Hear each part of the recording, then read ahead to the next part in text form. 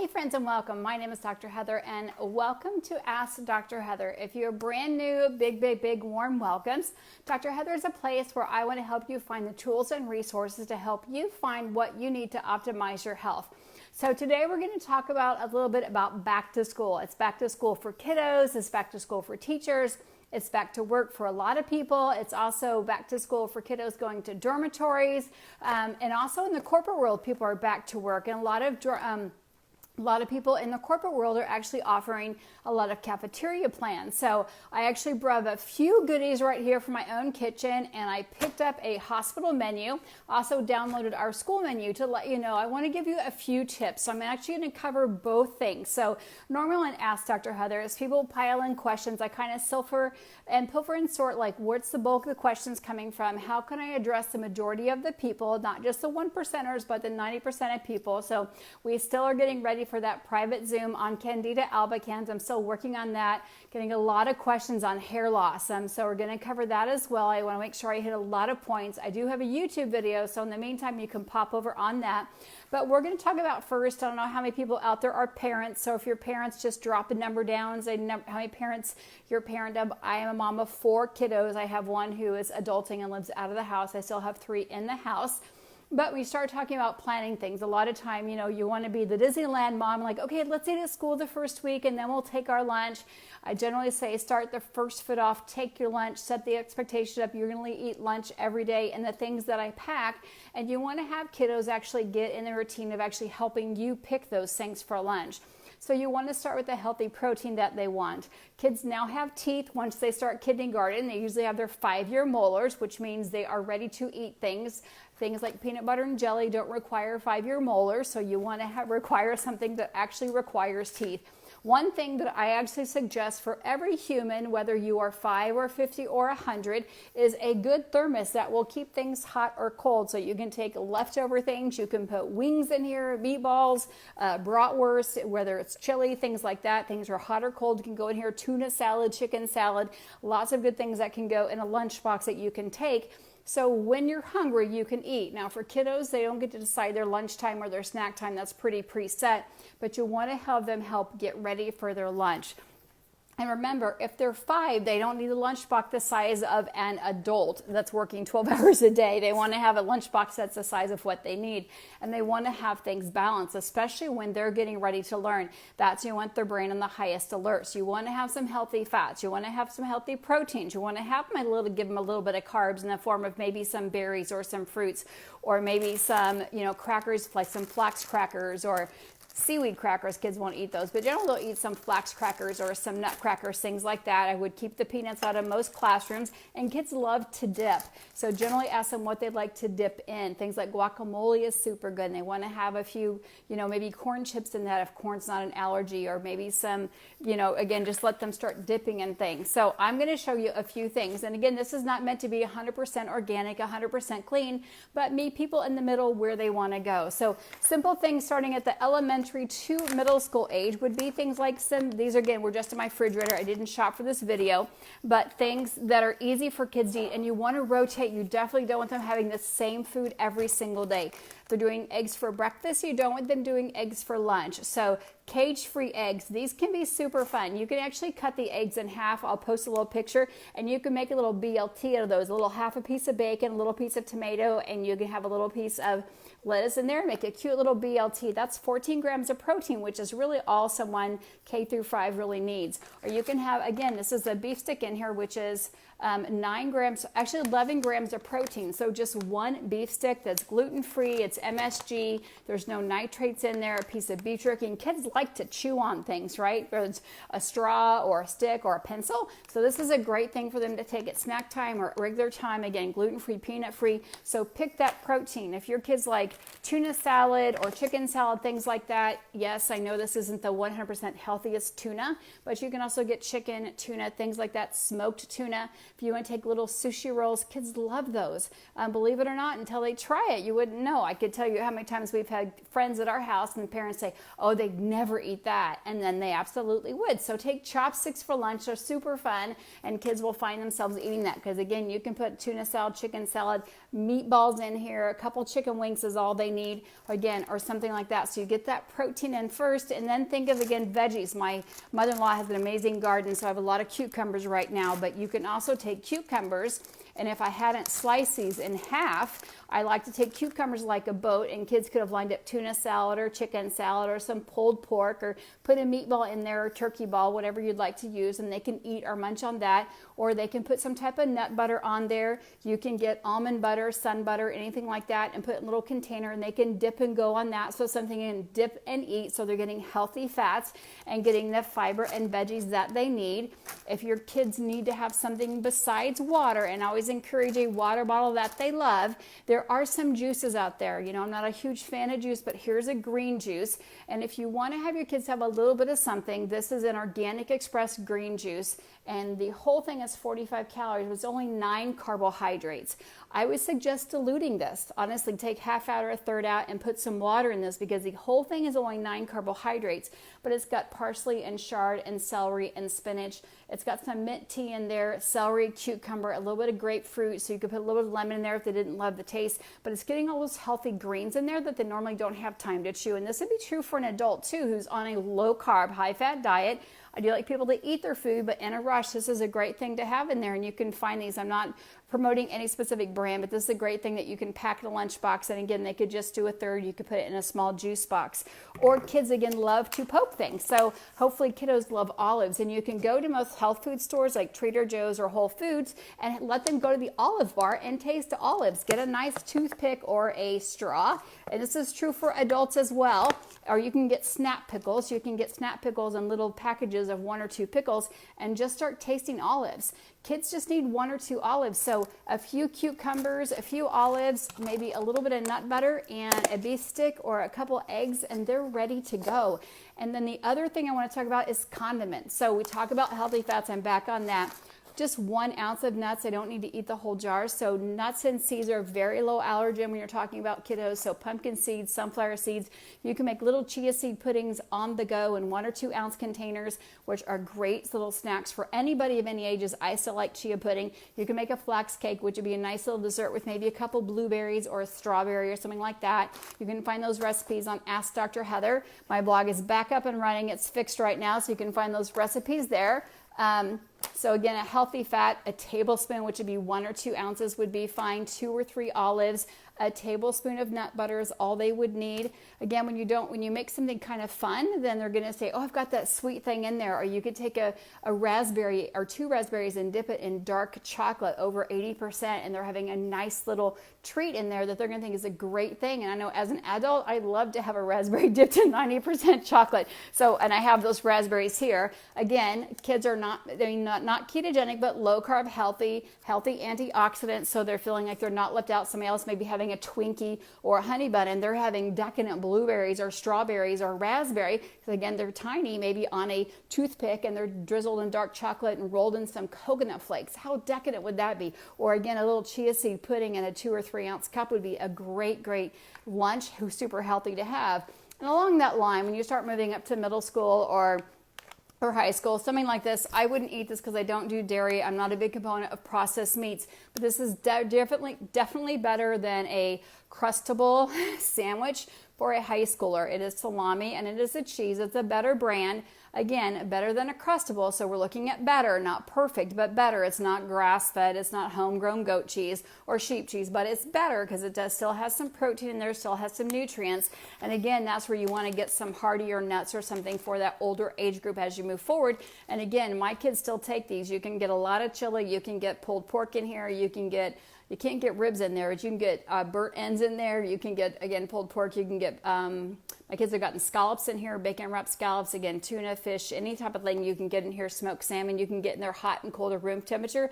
This is a must for everybody's lunchbox. So I think I covered the most. I was even going to say, even if you buy a very good grade kosher turkey or all beef hot dog, I'm actually okay with that as well, if someone taking that for lunch, because you're still getting a lot of protein. I don't want to over protein anything, but I do feel when we're doing macaroni and cheese and Cheez-Its and sandwiches and nuggets and ketchup ketchup and fruits and ketchup, that we're getting a lot of sugar and carbohydrates. We're not getting protein. And then you add the fat in there, and the fat's going to come with those raspberries with a little chocolate and a little bit of coconut, and bam, you've got a couple of olives, and bam, you got your fat, a little bit of guacamole and your little bit of nut butter, and bam, you got your fat.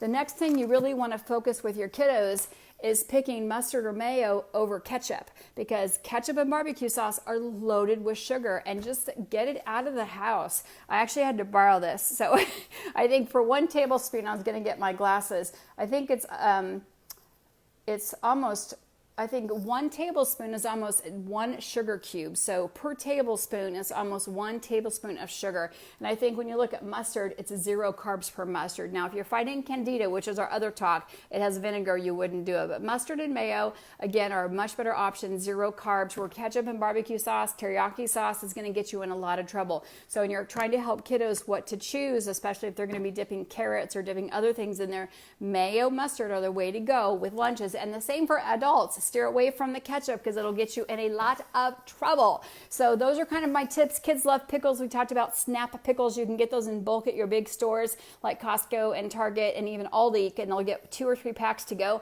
I know you pay a little bit more, and it's not best for recycling because you get them in little units, but it teaches portion sizes, which we definitely are missing in this world today. And that's the same thing with here. 14, they are already pre-pilled, they're cage-free, and you're getting that serving size that you need. So that I really, really love. And guys, this is really meant to be shared, because I know a lot of people have trouble. What do I put in the school lunch? You end up putting too much in there. The kids come home, well, you didn't eat anything, or did you trade with somebody? And you get a call from a mom, well, what are you putting in somebody's lunch because they wanted to trade, or what did you put in there because your kid traded for my kid with a ding-dong or a ho-ho? Been there, done that. So just make sure that you reward your child for being honest and truthful, saying, Mom, I ate this, or this was a win, or this wasn't. So with my kids, what we would say is, yes, Mom, thumbs up, I'd have it again, or Mom, thanks for trying, I don't want to ever try that again, or I could do that once a month, or I could do it once a week. And so that's kind of the language that we used. We definitely rewarded for trying. We definitely rewarded for honesty. And it does take anybody of any age 11 times before you decide that you like it. So just keep that kind of language going forward and let them be a part of that participation in making things, because that'll make it fun. We talked about toothpicks and all that kind of stuff, making it fun.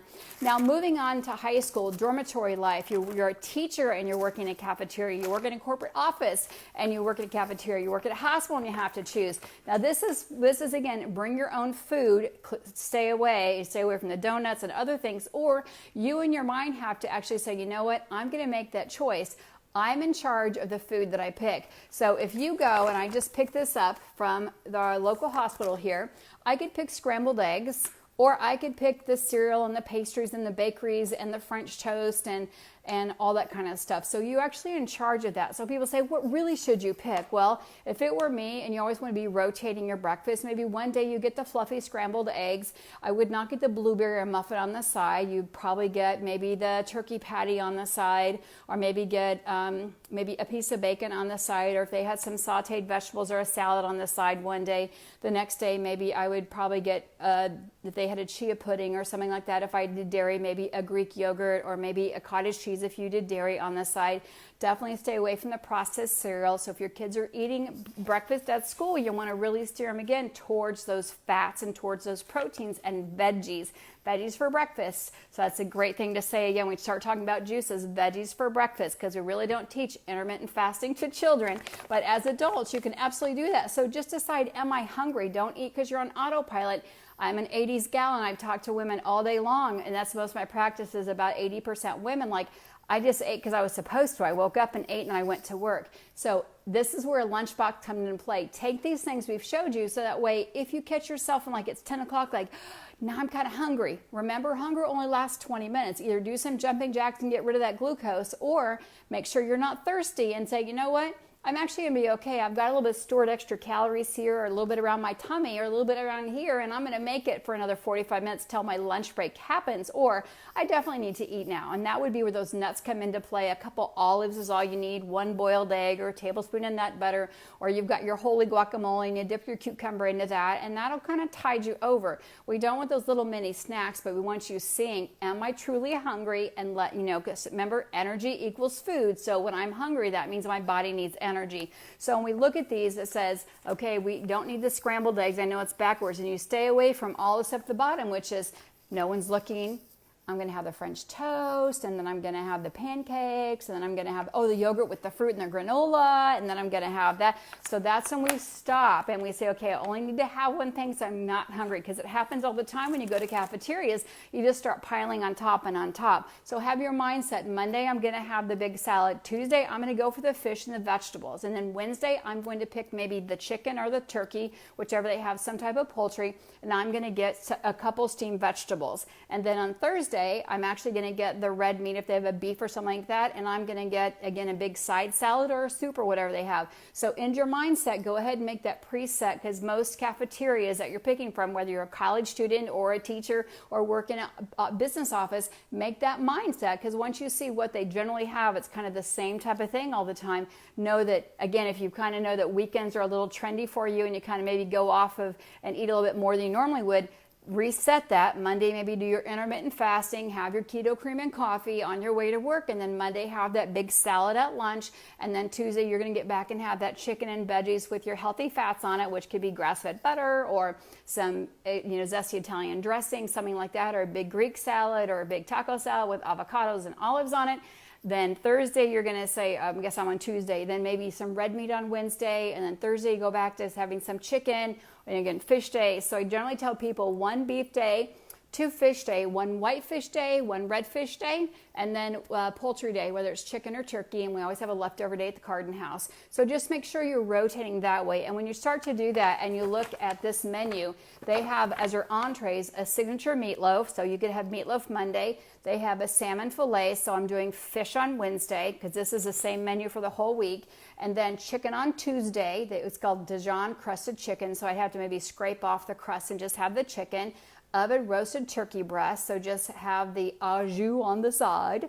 And then it looks like 3 cheeses ravioli, so that would be a no-go. I don't need all 6 of these because I'm not going to eat there 6 times this week. They have an oven roasted pot roast, so maybe again, pick between the meatloaf and the pot roast. Does that make sense? And then I'll have a soup and salad the other day. So just have your mindset how you're going to rotate through that when you start to go through some of those cafeterias that have the same food all the time. And just know that when you go to the dressing, because I'm going to go back to the salad bar, get the dressing on the side. And it's okay to ask, like, could I maybe have some food allergies or sensitivities, or let them know I'm counting some calories. We don't really talk about counting calories, but, for the salad dressing, or just bring your own. It's okay to BYOF, bring your own food or bring your own fat. So I always generally carry my own salad dressing. I had to be on a yeast-free diet for well over a year after my 4th child, because I had a candida infection. So I used extra virgin olive oil with 1 avocado, a little bit of lime juice in there, and a little bit of a lemon pepper in there, and just made my own kind of dressing on there. And now I like to make my own dressing with mayo and Frank's hot sauce and a little bit of lime juice in there. So I generally bring my own dressing, because I can't tell what's hidden a lot of times in a big salad bar. Or if you're at a grocery store, just go buy your own, whatever you like to have, your Newman's dressing, or if you just want your balsamic vinegar, which again, sometimes on a salad bar, they load it with sugar. It's just best to bring your own dressing. So hopefully I added some value to your kind of really start off to your fall, because I know a lot of people have the summers off, or it's easier because you're just taking some tidbits, but now everybody's back rolling into school. You're packing lunches for several people, and maybe not only for yourself, but for your kiddos, or if you've got kids going back to your dorm. I know I've got kids in college, and nobody wants to gain the freshman 20. Nobody wants to have that happen, but I think some of that's just helping your kids through that. So check in with them. How's it going? Or you find yourself having to eat out because you really can't eat at the dorm. Can I help you with some of that? Because now you can go online. In the 80s, there was no online going, but now you can download what your kids are eating and what they're buying on their cards. The same thing at our local elementary high school. We can see exactly what they're buying. If they're buying Fritos every day at lunch and a honey bun, sit down with your kid on Friday and like, hey, let's talk about this. Was there nothing to eat? If there's nothing to eat and they say there's nothing to eat, then say, let's go store shopping. Let's go find some things that you want to substitute with so you have some food.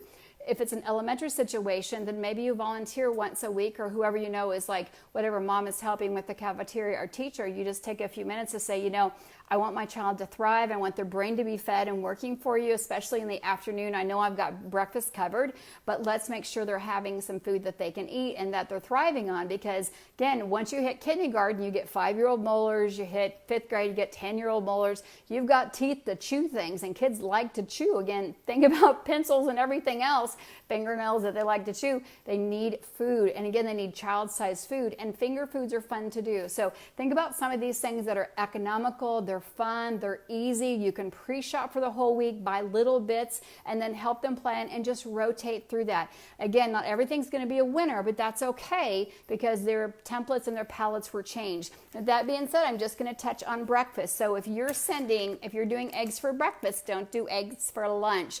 If you're doing beef sausage for breakfast, don't do beef jerky stuff for lunch. So just make sure you're rotating through that. And again, think outside the box. I don't care if they have meatballs for breakfast, they're getting some protein, or if you want to make some type of fun, if they want to do chili for breakfast, again, they're getting some a little bit healthy carbs, they're getting some healthy fats, they're getting some healthy protein.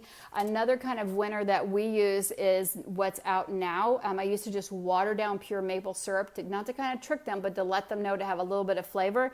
But Lakanto is a good maple syrup. So I had about 25 people ask me, what do you do to make things sweet? What I do to make things sweet, if I'm going to make a keto pancake or a keto waffle, is I simply take maybe an apple and a cheese grater, and I just shred the apple on there, or 2 or 3 blueberries with about 2 tablespoons of butter in a small pan, caramelize it, and makes it super, super sweet. Now they have, and this is with monk fruit, so a little bit goes a long way. You can actually just make it sweet with this. Otherwise, I would simply use butter, vanilla, and cinnamon. It makes everything sweet, and you get butter, once you heat it up, it's a liquid, so it makes it nice and sweet and juicy. Nut butter also gets sweet when it gets hot, but again, 2 or 3 blueberries with butter goes a long way, or just shredding a little bit of an apple, and I'm talking like 1/4 of an apple or less on a whole pancake, or a whole crepe, or a whole keto pancake. And what I do is, we have a baking day, and I make enough up for a month or two and just freeze them and put them in there. And the same with quiche. I make a whole bunch up, bunch of veggies or leftover whatever, and put them in the freezer, and then we have them pull out and they're ready to go.